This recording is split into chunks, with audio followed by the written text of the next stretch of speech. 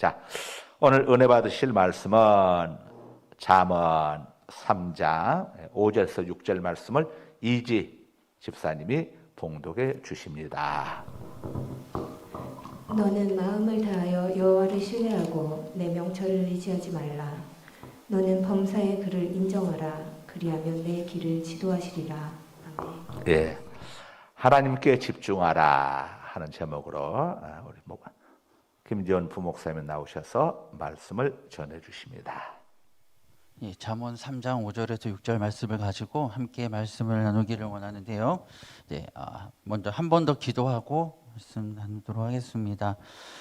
좋으신 하나님 감사합니다. 오늘도 우리를 예배의 자리에 이끌어 주시고 또 상황과 환경을 허락해 주셔서 또 하나님 앞에 예배할 수 있는 여건들을 주시니 감사를 드립니다.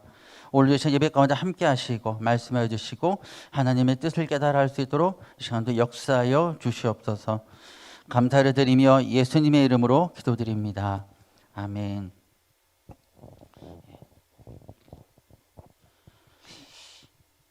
그동안 많다면 많은 설교를 했었지만 그 어느 자리보다도 이번에는 오늘의 이 자리는 더 뭔가 더 떨리고 긴장이 되는 자리인 것 같습니다.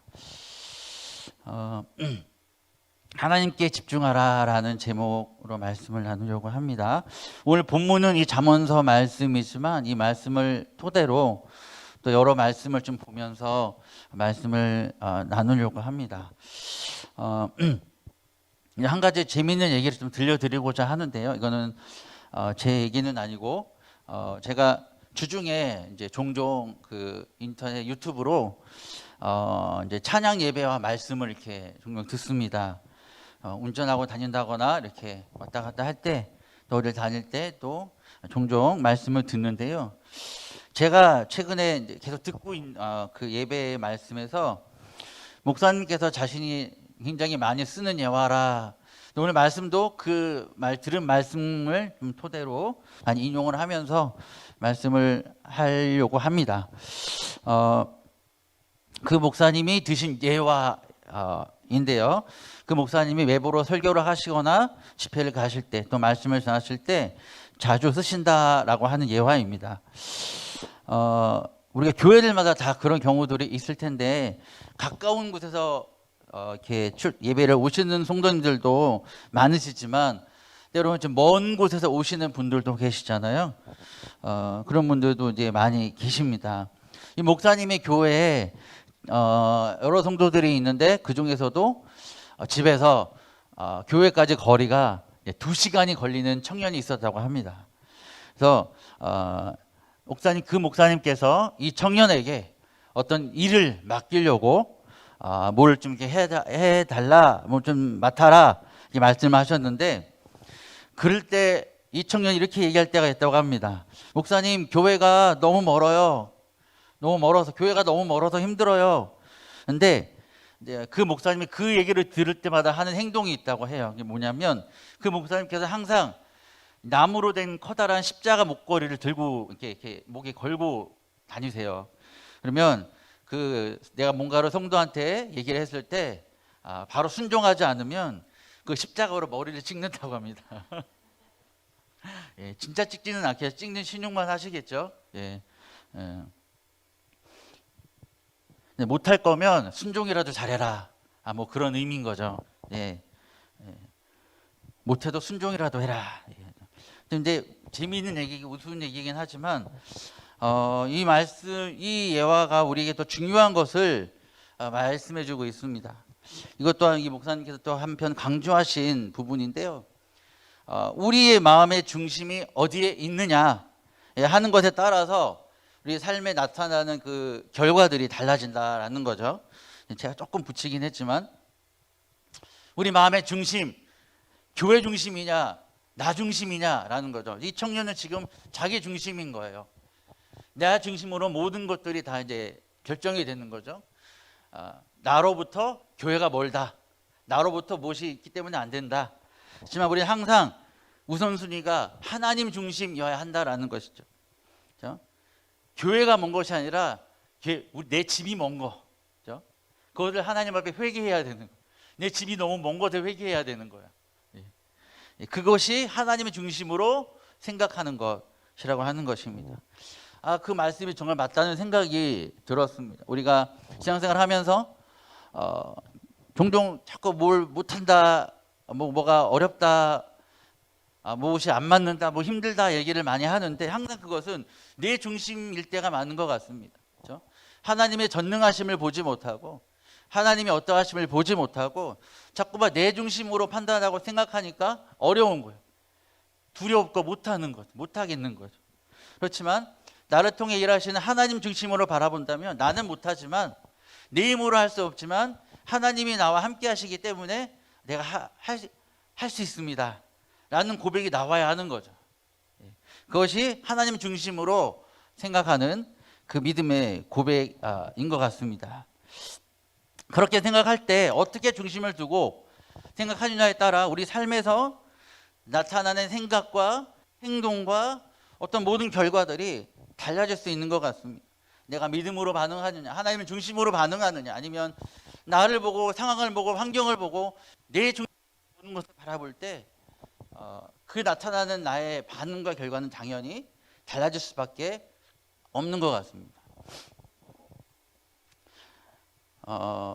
우리의 삶도 그렇고요. 성경에서도 보면 많은 선택과 그런 결정의 순간들을 보게 됩니다. 그때마다 우리는 항상 이것을 생각해야 될 것 같습니다. 하나님께 집중하는 것, 그것은 바로 우리의 중심이 항상 하나님 중심으로, 하나님 우선으로 생각하는 것이라는 것입니다. 내 처한 환경, 상황, 내 문제, 그것들에 내가 중심이 되어 있고 그것들을 바라보기 때문에 위축되고 넘어지고 할 수 없다라고 생각합니다. 아니면 나 함께 하신 하나님이 나를 도우시는 것을 알기 때문에 나는 부족하고 연약하지만 내가 하나님을 신뢰하고 나아갑니다. 나는 그 중심으로 나아가느냐. 이것은 제가 봤을 때는 신앙의 연수가 아무리 길고 짧고에 따라 결정되는 것은 아닌 것 같습니다. 오래 믿었다고 해서 그 믿음이 다 있는 것도 아니고 짧게 믿었다고 해서 그 믿음이 없는 것도 아니라는 거예요. 지식이 많고 똑똑하고 세상적으로 뭔가 굉장히 많은 것들을 가지고 있다고 해서 그 믿음이 있느냐, 그것도 아니고 내가 세상적으로는 많은 것을 누리지 못하고 부족하지만 그렇다고 해서 그 믿음이 없는 것도 아니고 그것에 따라 결정되는 것은 아니다. 어떤 세상적인 기준에 따라서 결정되는 것은 아니다 라는 것입니다. 내가 얼마나 하나님을 마음과 힘과 우리 심령의 말씀에 그 뜻을 다해 사랑하고 간절히 찾고 바라보느냐, 그것이 더 중요한 요소라는 것입니다.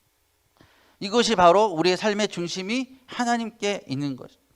나의 머리부터 발끝까지 삶의 모든 것을 다스리시고 주관하시는 그 하나님을 주인으로 인정하는, 그것이 바로 하나님을 인정하고 범사의 하나님을 나타내는, 인정하는 삶인 것입니다. 내 명철, 내 생각, 내 지혜, 그것이 아무리 똑똑한들 지혜로운들 하나님 앞에서는 아무것도 아니하는 거예요. 청년부에서 다니엘 말씀을 계속 묵상하고 있는데요, 다니엘이 그랬던 것 같습니다. 자기의 지혜가 가지 명철과 똑똑함이 있었지만 그것 또한 하나님께서 주신 것이라 믿고 그것을 내세우지 않고 온전히 하나님만 바라보고 하나님께 집중하여서 하나님이 말씀하시고 이끄시는 대로 순종해 나아갔던 그 모습을 계속 묵상하고 있는데, 그것이 지금 우리에게도 또 올해를 마무리하고 새해를 준비하는 우리 교회 가운데 모든 분들에게도 동일하게 필요한 모습이지 않은가 말씀 묵상하면서 느끼게 됩니다. 난 정말 입술로는 하나님을 믿고 있다라고 항상 얘기하지만 정말 다니엘과 같이 또 우리 이 성경의 많은 믿음의 사람들과 같이 정말 하나님을 내 삶의 온전한 주인으로 인정하고 그리고 하나님의 중심으로 나아가고 모든 것이 하나님이 우선순위가 되어 나아가는 그런 삶을 우리가 하나님 앞에 살아가고 있는가, 그것이 중요하다는 것입니다. 그것이 쉬운 것 같지만 하나님 항상 우선으로 살 수 있어 라고 쉬운 것 같지만 막상 부딪혀 보면 실패할 때가 많습니다. 이렇게 한번 생각을 해보면 좋겠는데요, 저는 다 알 수 없지만 여러분 각자 가운데 내가 정말 세상적으로 개인적으로 너무나 갖고 싶고 때로는 이루고 싶은 뭔가가 있을 것입니다.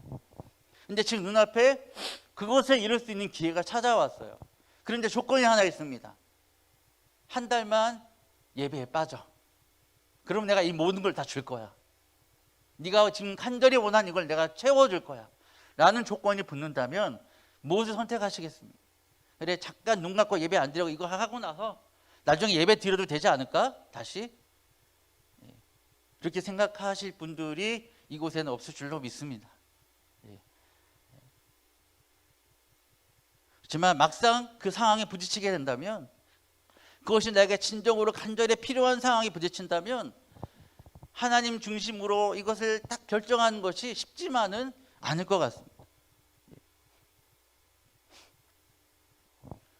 정말 모든 것을 하나님 중심으로, 하나님 기준으로, 하나님께 원하시는 것만을 생각하고 선택하며 나아가는 것. 말씀을 준비하면서 왠지 모르지만 제가 저희 아내와 연애하던 때가 생각이 났습니다. 그때가 문득 떠올랐는데요. 일주일이 7일이잖아요. 일주일 중에 7일을 만났던 것 같아요. 네, 매일 봤다는 거죠. 네, 근데 그게 되더라고요. 그죠? 안 될 것 같은데 되더라고요. 왜냐하면 모든 중심이, 신경이 거기 가 있으니까. 그죠? 네. 그때는 어떻게 그렇게 했는지 참 잘 모르겠습니다. 네. 지금 하라면 뭐 할 수 있을까? 다시 하라면 할 수 있을까라고 생각이 드는데, 그때는 빨리 퇴근해서 가야지, 보러 가야지, 만나러 가야지, 오늘은 뭐 할까, 늘 그 생각으로 가득 차 있었던 것 같습니다. 그리고 이제 결혼을 준비하는 과정에서도 그 준비하는 막 이제 집을 알아보고 뭐 신혼 살림을 장만하고 막 돌아다니는 과정이, 저는 어떤 사람들은 그것 때문에 많이 싸운다고 하잖아요. 그때 많이 힘들다고 하는데, 저는 같이 다니면서 그렇게 하는 과정도 너무너무 즐거웠고 행복했던 기억이 있습니다. 아내는 힘들었다고 하더라고요. 짜증났다고 하던데 저는 너무 좋았습니다. 그 과정도. 그다음에 제가 사랑하는 사람과 함께 앞으로 할 것들을 준비하고 온통 그곳에 모든 마음이 집중되어져서 나아가니까 힘든지도 모르겠고 늘 기쁘고 설레이고 했던 그 시간들이 생각이 납니다.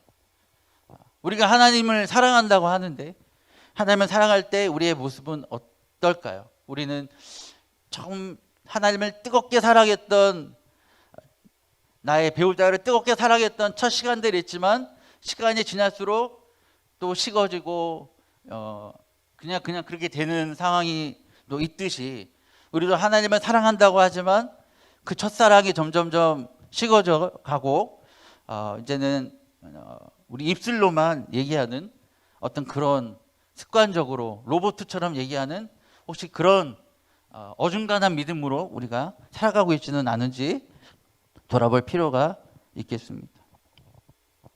또 한 가지 제가 감사한 것은, 저에 있어서 어렸을 때부터 왜 그게 저에게 그렇게 학습이 됐는지 모르겠지만, 주의를 지켜야, 분명히 어떤 상황에도 주의를 지켜야 한다라는, 주일 성수를 해야 한다는 그것이 어렸을 때부터, 교회를 다닐 때부터 계속 있었다라는 것, 그것이 저에게 참 지금까지 이 모습까지 올 수 있었던 원동력이었던 것 같습니다. 제가 고등학교 때는 야간 학교에도 주일에도 자습이 있었어요. 그리고 주중에 야간 자습 당연히 했고요. 주일에도 자습을 하러 학교에 가야 했습니다. 그래서 예배를 드리지 못하는 상황이 됐어요. 근데 저는 예배를 드려야 되기 때문에 선생님께 저 예배를 드려야 된다라고 말씀을 드렸었어요. 근데 제가 뭐 공부라도 잘했으면, 그래 넌 공부 그래도 잘하니까 그래 다녀와라 흔쾌히 하셨을지도 모르겠지만, 제가 안타깝게도, 너무 안타깝게도 정말 공부랑은 좀 거리가 멀었습니다. 예. 저는 공부를 잘하는 사람들이 이해가 되지 않았습니다. 어떻게 저렇게 공부를 잘할 수 있지? 난 아무리 해도 안 되는데. 예. 예, 공감하시는 분들 계시죠? 예. 예. 근데 공부도 못하는 게 교회를 간다고 하니까 얼마나 한심하겠어요. 지금 뭔데 지가 공부도 못하는 게 교회를 가겠다고 저한테 설쳐? 막 그런 얘기도 들었었고 선생님한테. 예. 근데 어쨌든 저는 교회를 가야 된다라는 그거 하나 때문에 어쨌든 허락을 받아냈어. 그래서 교회를 갔다가 예배를 드리고 그래도 늦게 오후에 학교에 가는 걸로 그렇게 나는 전체적으로 정리가 딱 돼서 그렇게 예배를 드릴 수 있게 되었습니다. 아마 일찍부터 학교에 와서 공부를 했던 반 친구들은 굉장히 속으로 저를 욕했을 것입니다. 더 나아가서 제가 대학생이 됐을 때도요, 아르바이트를 하잖아요. 근데 저는 아르바이트에 주일 교회 섬김을 맞춘 것이 아니라 항상 고정이었어요. 토요일과 주일은 이런 사역이 있다. 이걸 제외하고 나머지 아르바이트를 한다. 항상 그게 우선이었어요. 토요일 주일은 무엇과도 바꿀 수 없다. 주일을 섬기는 것과 그것을 딱 놓고 아르바이트를 구하다 보니까 사실 좋은 아르바이트를 구하기는 어려웠죠. 하지만 할 수 있는 것에, 자리가 있는 것에 감사하면서 주어질 때는 그냥 그렇게 아르바이트를 했고, 어쨌든 주일과 토요일, 또 이제 주일을 준비하는 토요일 이제 찬양팀 연습이나 그런 것들이 항상 있었기 때문에 우리 교회 이제 청년대학부 순장 모임이라든지 셀장 모임이라든지 그런 모임 있었기 때문에 항상 토요일과 주일은 어떤 다른 약속도 잡지 않고 항상 그것을 우선하여서 시간을 드렸던 20대의 기억이 납니다. 여름 수련회, 겨울 수련회 때는 물론이고요. 그때는 그 중심으로는 다른 어떤 아르바이트도 하지 않고 여름 수련회와 겨울 수련회 준비하는데 올인했고, 그렇게 20대를 신앙생활을 했던 것 같습니다. 그렇게 하나님께 자랑까지는 아니지만 그래도 그렇게 지켰던 것 또한 하나님께서 기뻐 받으시지 않으셨을까.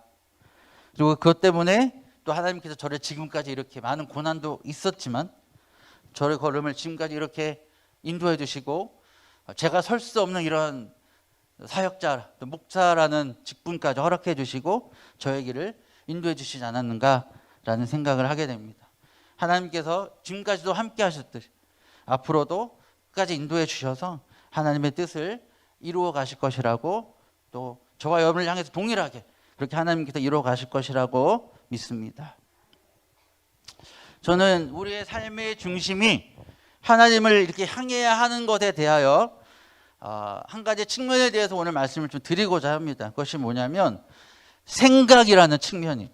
왜냐하면 사람의 행동은 사실 생각으로부터 시작이 되죠.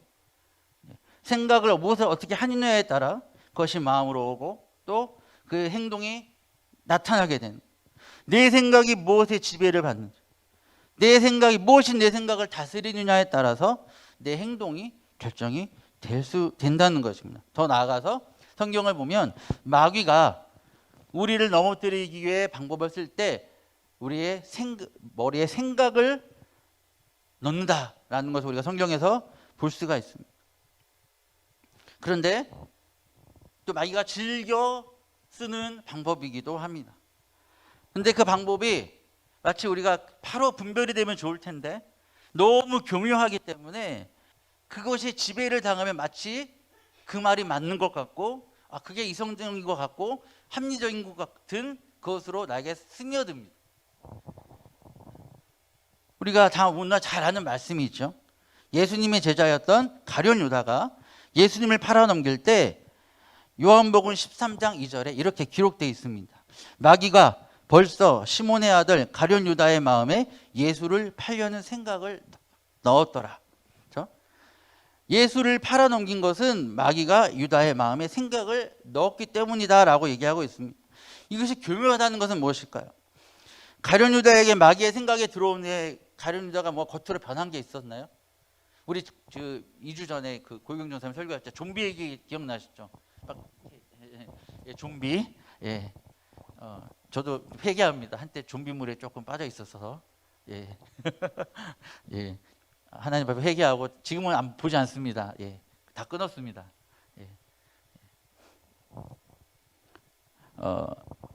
마치 마귀가 생각을 넣으면 그렇게 딱 보이게 변하면 얼마나 좋겠어요.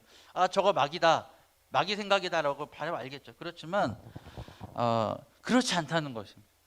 우리와 동일한 모습으로, 그냥 이전과 동일한 모습으로 다가오는 거예요.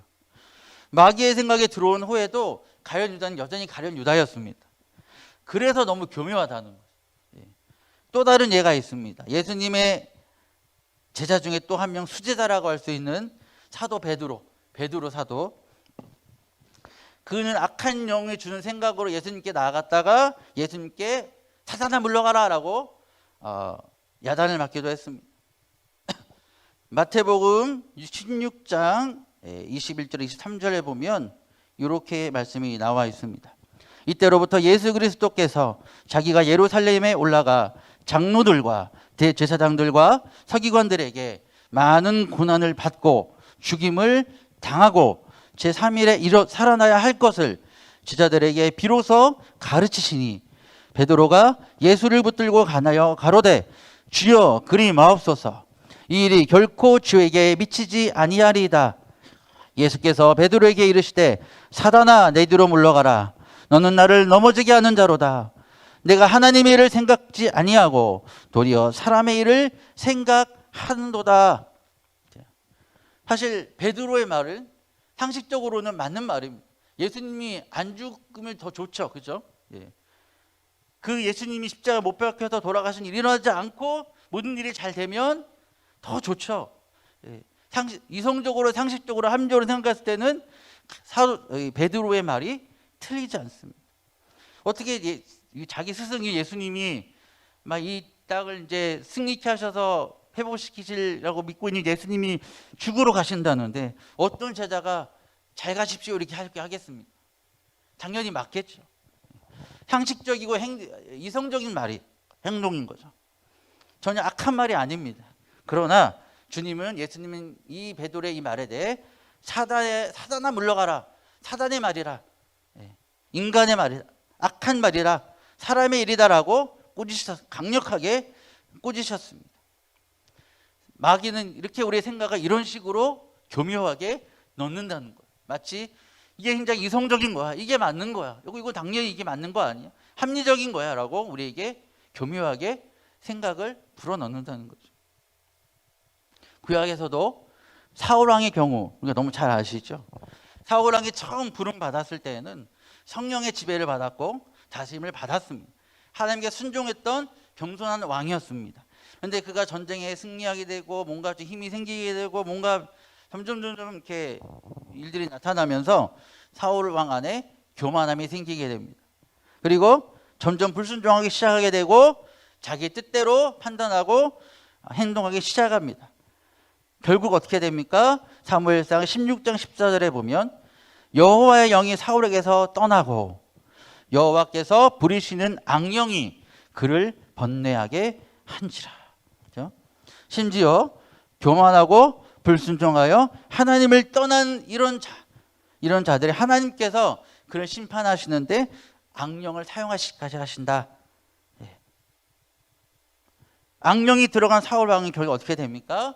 다윗에 대해서 질투하기 시작하면서 다윗을 괴롭히고 죽이려고 하다가 결국에는 자기 자신이 비참한 죽음으로 결말을 맞이하게 됩니다. 로마서 8장 6절에 이렇게 말씀합니다. 육신의 생각은 사망이요 영의 생각은 생명과 평안이라. 우리에게 준 생각 가운데 우리에게 두려움과 낙심과 실망과 뭔가 불안함을 준다면, 사망의 생각을 준다면 그것은 마귀가 주는 생각이에요. 하나님이 주는 생각은 우리에게 하나됨, 생명과 평안을 주는 생각이라고 우리에게 말하고 있습니다. 마귀가 주는 생각은요, 하나님보다 내 육신으로 나 중심으로 생각하게 만드는 것입니다. 그러나 하나님이 주신 생각은 하나님께서 원하시는 그 안에서, 하나님 기뻐하신 뜻 안에서 참된 생명과 평안을 주는 생각인 것입니다. 또한 예레미야 29장 11절을 보면 이렇게 말씀합니다. 여호와의 말씀이니라.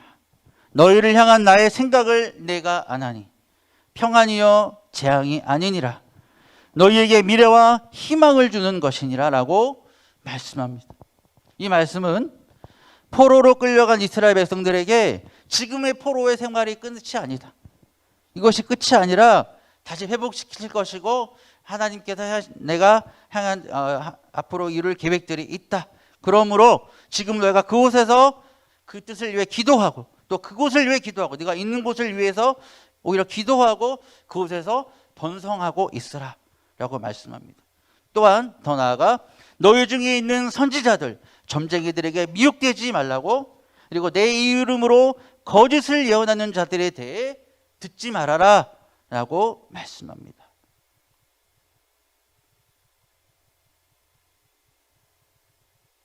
죄송합니다.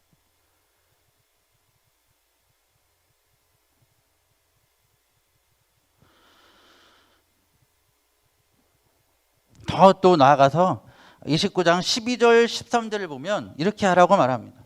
내게 부르짖고 기도하면 내가 들을 것이요 그리고 온 마음으로 나를 찾으면 나를 만나리라.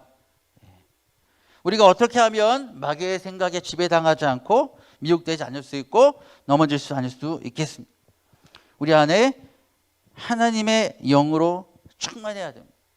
하나님의 영의 지배를 받아야 됩니다.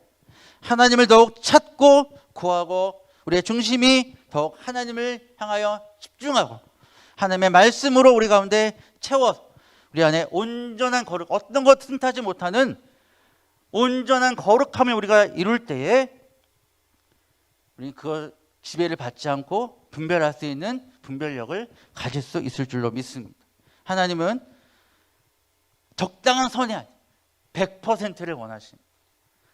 온전히 하나님께 집중해서 온전히 거룩하고 온전히 순종하고 온전히 하나님만 바라보는 간절히 주님을 찾는 100% 순도의 믿음을 충성을 원하시는 것입니다. 출애굽기 28장을 보게 되면 제사장의 옷에 대해서 나옵니다. 제사장의 옷은 이렇게 되어 있습니다. 금실과 청색, 자색, 흑색 실과 홍색 실과 가늘게 꼰 배실로 정교하게 짰다. 그런데 이 제사장의 옷의 재료가 무엇과 똑같은지 아십니까? 바로 성막의 안쪽 덮개의 재료와 똑같습니다. 다시 말한다면 우리 제사장이 바로 어떻게 보면 성막, 동일한 의미를 갖고 있다는 것.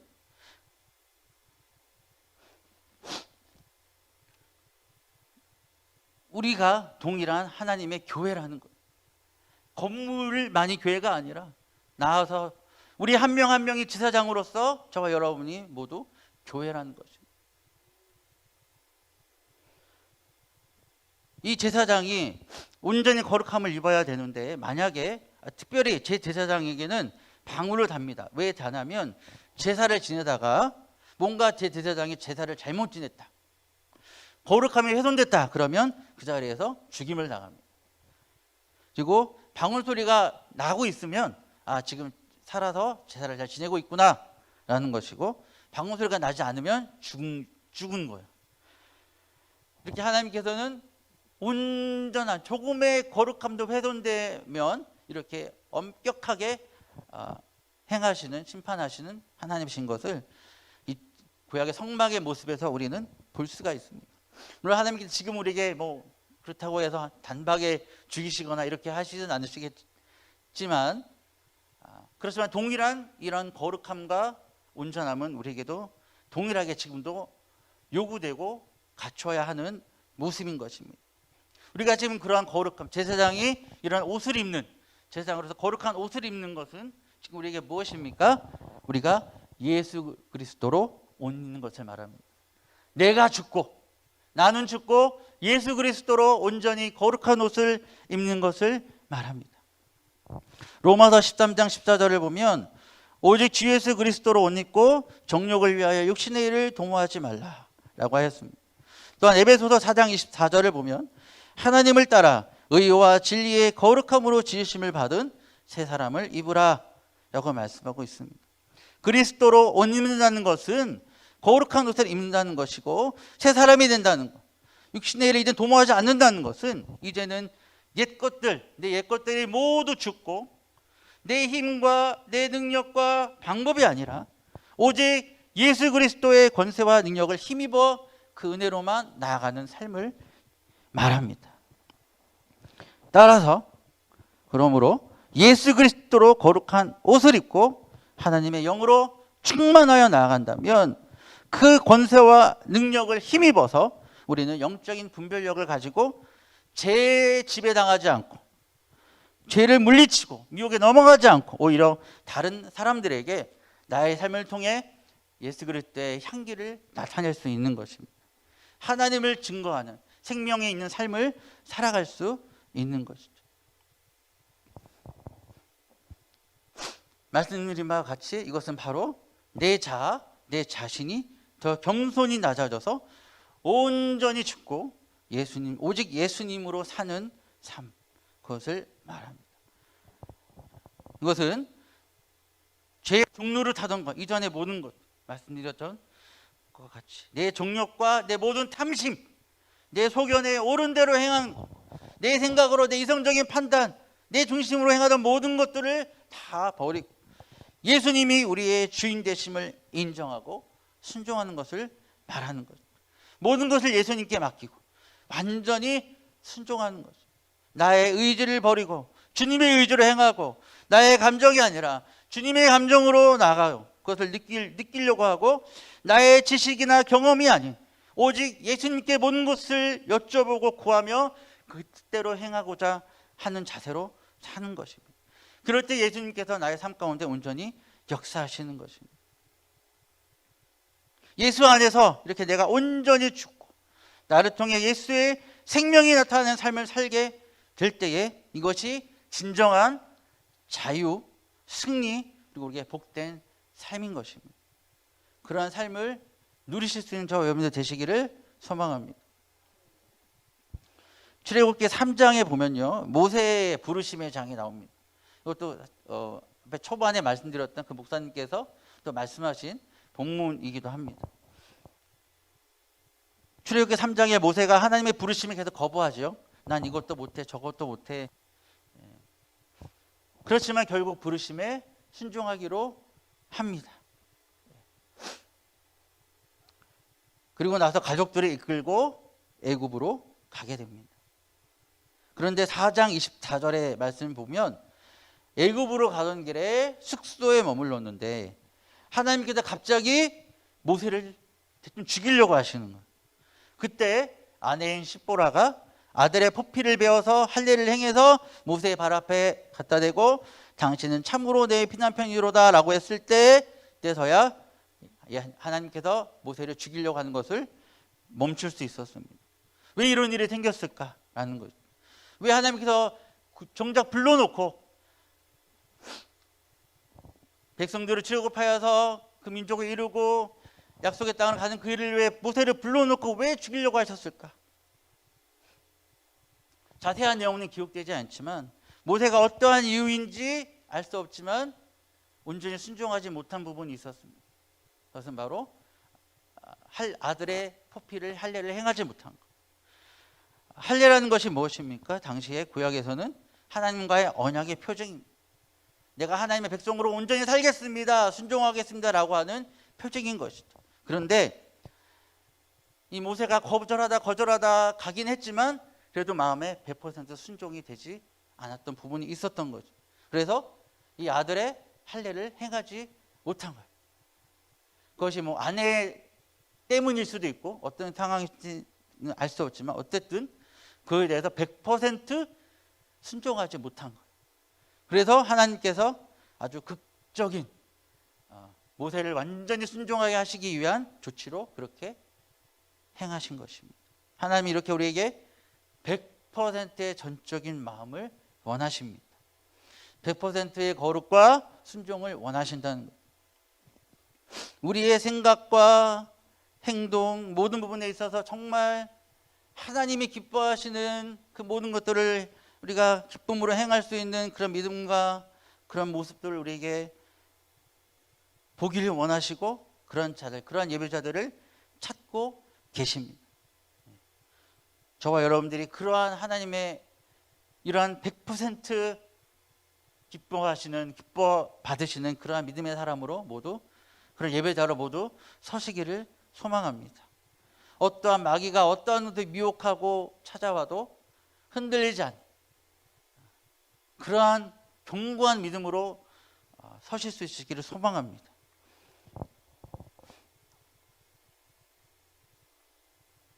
그랬을 때 오늘 본문의 말씀처럼 그것이 바로 하나님을 마음을 다해 신뢰하고 섬기고 인정하는 삶인 것이고, 내 명철과 지혜, 내 어떤 것들 다 내려놓고 오직 하나님만을 인정하고 그 하나님을 따르고 순종하는 삶인 것이죠.